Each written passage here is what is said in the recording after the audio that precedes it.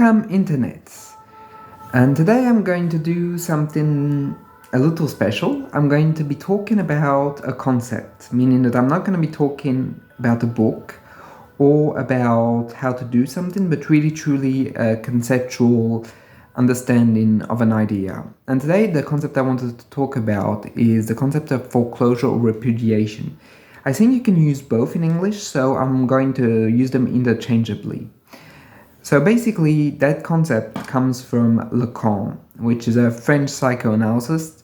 He's mainly known for his essays on psychoanalysis and his seminars. You should know before I start digging into the concept, I am not a Lacanian. I disagree on a lot of things Lacanian psychoanalysts present and how they envision psychotherapy. So this is not a perfect match.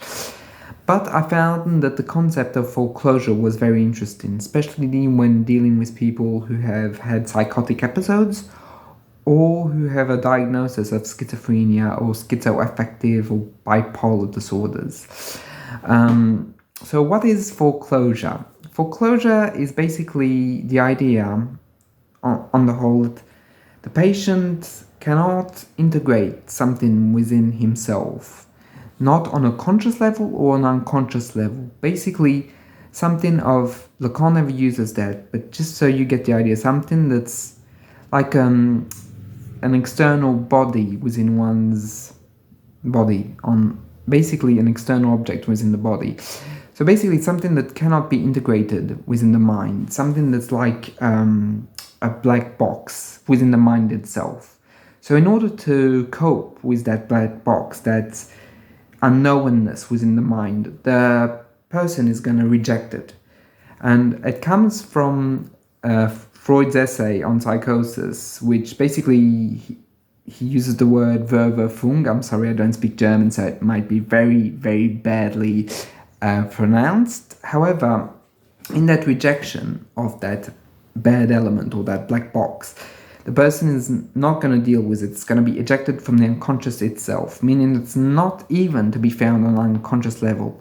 It's to be found nowhere.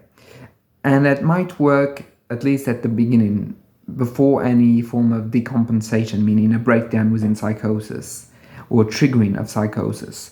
So it might function, but it's always a moment of fragility, because basically what you have to understand is that a bit like a boomerang, it's not because it's thrown out that it stays out, it comes back. And how it comes back, contrary to repression or suppression, which basically the person knows is within himself, that comes back through reality, through the outside world, meaning that like a boomerang, it strikes. And when it strikes, it basically becomes a psychotic episode or the triggering of a psychotic illness, chronic illness I'm talking about here. And that triggering is something that's of pure terror, and what has been foreclosed comes back, and it comes back into reality, meaning through hallucinations, through the delusions, through a whole range of mechanisms that the person's going to have. Basically, it's going to become real to them, true in the truest sense of the word. And basically that aspect is just going to just come back and break the psyche of the individual. And I know it's something that's very hard to comprehend, but what you have to understand is that basically it shatters the person's mental frame, meaning that where it was okay-ish, the person could deal with the world, with reality, with all of the stuff going on. When foreclosure comes back, it starts breaking it. It doesn't mean that the person will always remain in a broken state.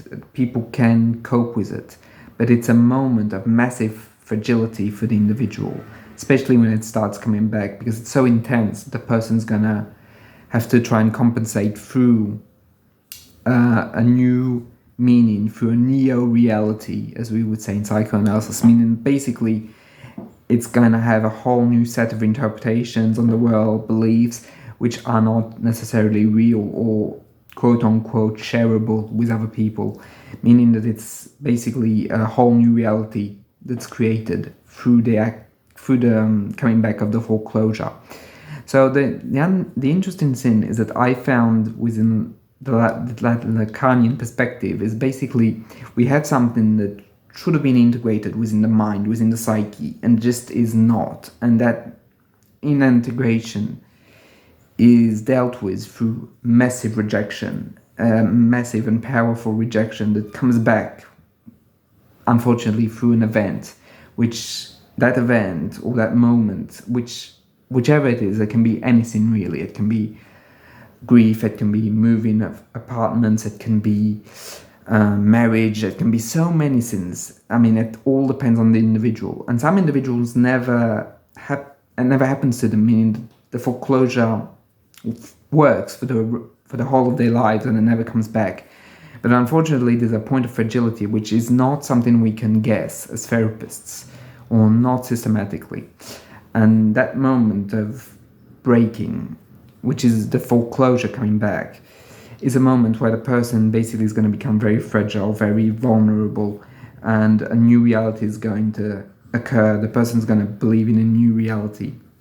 And it's a concept that I find truly important and incredibly necessary when thinking about psychosis or thinking about the mechanisms involved with psychosis, as this is not a repression, this is not a denial, it's not a suppression, it is something else, something of another ilk, something that's hard to understand when one has not broken down into psychosis, when one has not seen psychotic patients necessarily. That makes a lot of sense when you've seen them. These concepts are very interesting, but they also, and you have to take them also with a grain of salt, because basically it doesn't necessarily explain the biological reality of psychosis, meaning how neurons or function works or how the brain is impacted, because that's not the point of psychoanalysis. But it's an interesting frame in terms of metapsychology to try and understand what's happening for the patient. You also have to keep in mind that it's not interpretable, meaning that you can't make an interpretation, you can't build meaning on it. Meaning that it's not something that, let's say, like trauma, and I'm gonna paint a massive stroke here and basically do a generalization, but sometimes things that have been traumatic can be reintegrated, can be given new meaning. And that's how, for example, existentialism works, is trying to find meaning within something that doesn't necessarily have a meaning, or in which meaning has been lost. Foreclosure and delusion does not work that way, because in and of themselves they are already full of meaning. A neo-reality is already a massive meaning. It would be like putting water in a swimming pool. It's not necessary and it doesn't really work as it would work with someone else. So you can't interpret it as a symptom.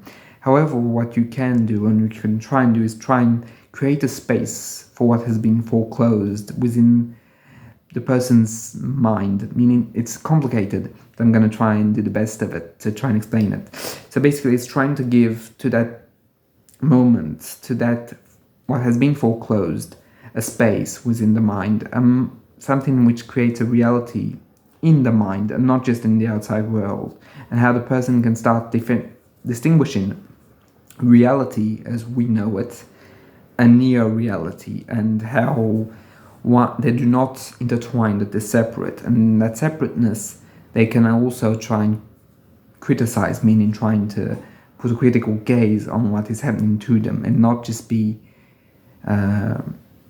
involved or completely destroyed by what's happening, by the neo-reality, and that their personality can start growing back again and try and put a limit to this neo-reality, which is, on the surface we might think, oh well, it's great, they've created a world in which they're happy. That's not how it works. They're not happy. It's because it's something that's so massive that the only way to deal with it is through neo-reality, but it's a source of incredible and immense suffering. It's not something that's easy, or it's not something that's giving them massive amounts of joy. It's something that is the only way they have mentally found to cope with something of such intensity.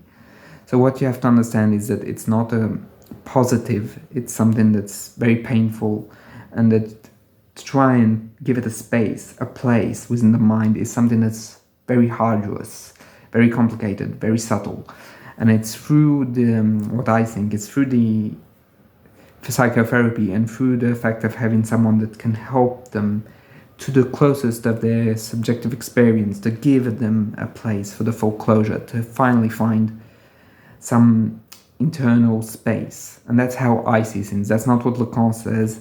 That's not what he's about. He's more about the idea that in this foreclosure, it's the foreclosure of the name of the father, meaning what he means by the name of the father is not just simply the real presence of the father or the value of the father. It's how the father, for Lacan, brings in the idea of a metaphor, and that basically without that metaphorization that will give access to symbolic order, meaning that one understands something on a symbolic level, the psychotic person will not understand it on a symbolic level and will not be able to do metaphors.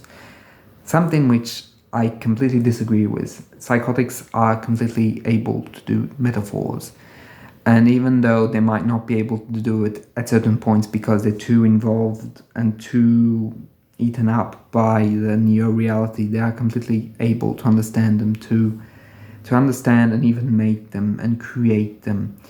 And these sort of things I don't necessarily agree on with that concept of foreclosure, but nevertheless I find it very important when dealing with psychotic patients.